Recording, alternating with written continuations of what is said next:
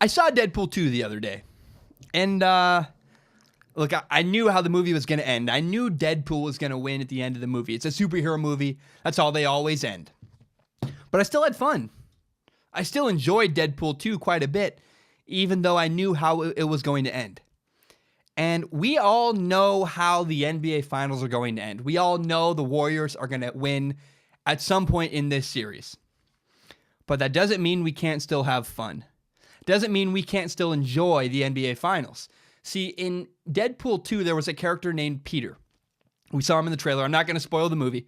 But in the trailer, there was a guy named Peter, average Peter. Peter had no superpowers. And so me and my friends played this game before the movie came out. We'd go, do we think Peter's going to live? Yes or no?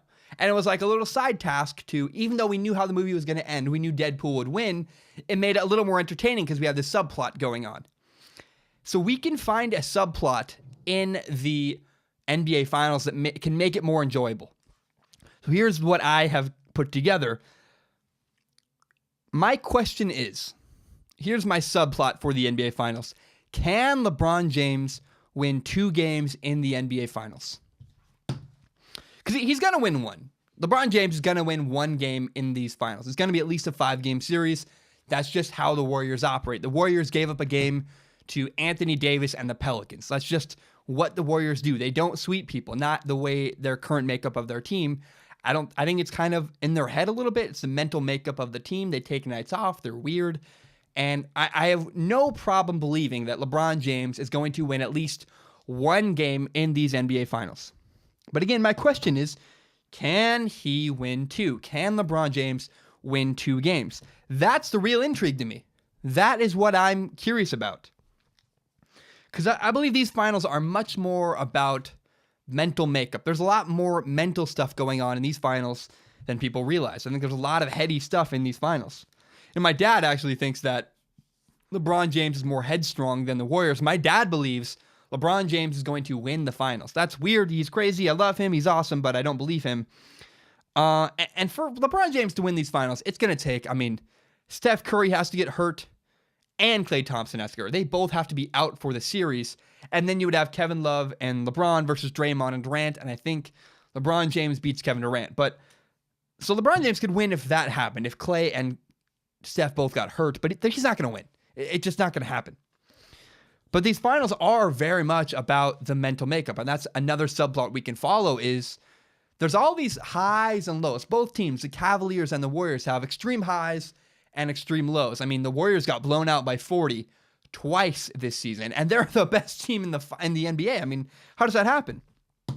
And we see all these weird dramatic swings. So I think it's possible we could see the Golden State Warriors overconfident. They're the reigning champs. They know they're better. They're the massive favorite. I think they're favored by, it's almost 13 points. They are tremendously favored in this series. And the Cavs are the underdog. So maybe, and I think we will see the Warriors come out a little bit overconfident, especially if they dominate in the first game. The rest of that will set the tone for the series, and the Warriors are going to be a little bit lackadaisical, much more relaxed. Now, the Cavaliers, on the other hand, they have nothing to lose. The Cavaliers have already overachieved just getting here. So I think, the Cavs have never been here before. A lot of the players on the Cavs, George Hill, for example. George Hill has never been to the finals. All the people they traded for, everybody they acquired in the offseason, they've never been to the finals before.